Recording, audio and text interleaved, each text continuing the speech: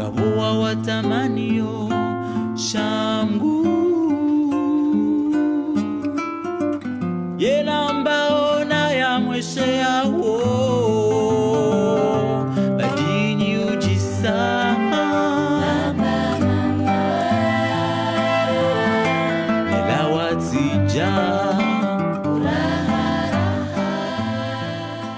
Alors, ce n'est pas simple du tout à Mayotte concernant l'environnement, parce que je disais il y a quelques années, quand je rencontrais les copains de l'éducation nationale, que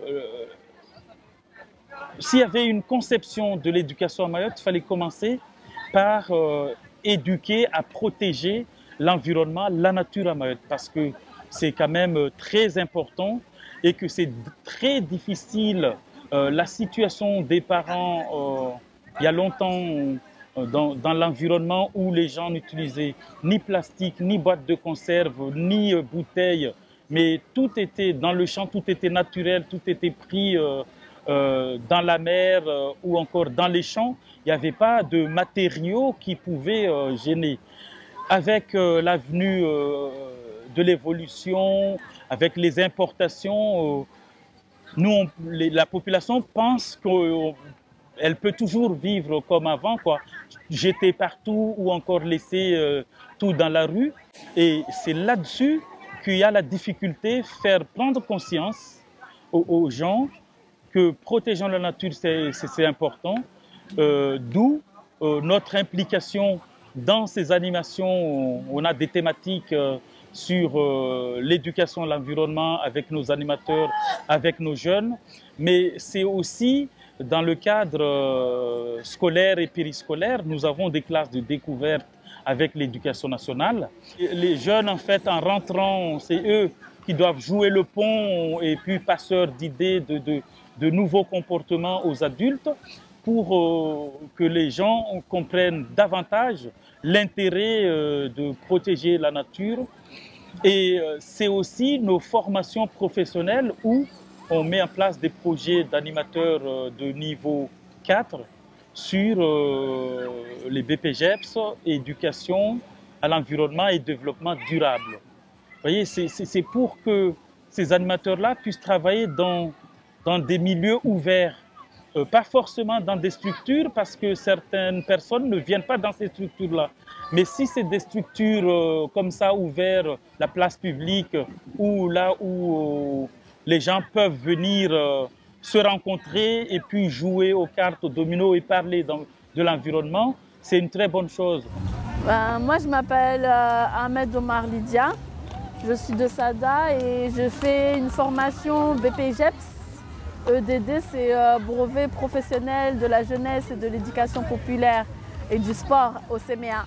Je souhaite être animatrice en environnement à la MJC de Sada. Essayer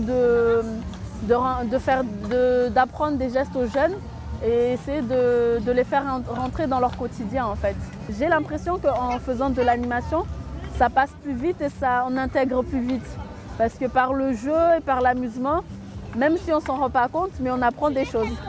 Par exemple, ce jeu du maquis, c'est lié à tout ce qui est éducation routière, utilisation de l'espace public. Nous avons créé ce tarot de compte, tout ceci pour permettre aux parents également et aux jeunes de se familiariser avec ces outils pour qu'ils puissent parler dans des espaces non formels. Après, je pense que c'est à chacun de faire sa part en fait. Sa part et la part des autres aussi. Même si on se dit ah, ça ne va pas nuire, mais il faut quand même essayer, enfin même pas essayer, il faut le faire pour montrer l'exemple et ça va suivre. Au CMEA, nous avons beaucoup travaillé sur l'environnement, sur le développement durable. C'est un exemple typique concernant ce qui m'a aidé pour pouvoir arriver avec les enfants de l'école. Pour comprendre le développement durable, nous avons commencé par un petit jeu de ramassage de tout ce qu'il y a aux alentours de la forêt que nous étions.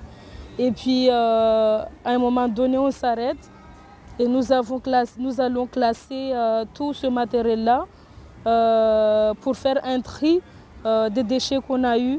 Et à partir de ce que nous avons trié, expliquer ce que ça veut dire, ce qui est dégradable et non dégradable. D'habitude, qu'est-ce qui se passe à l'école? Il y a un programme à faire, on le fait parce qu'il y a aussi question de temps.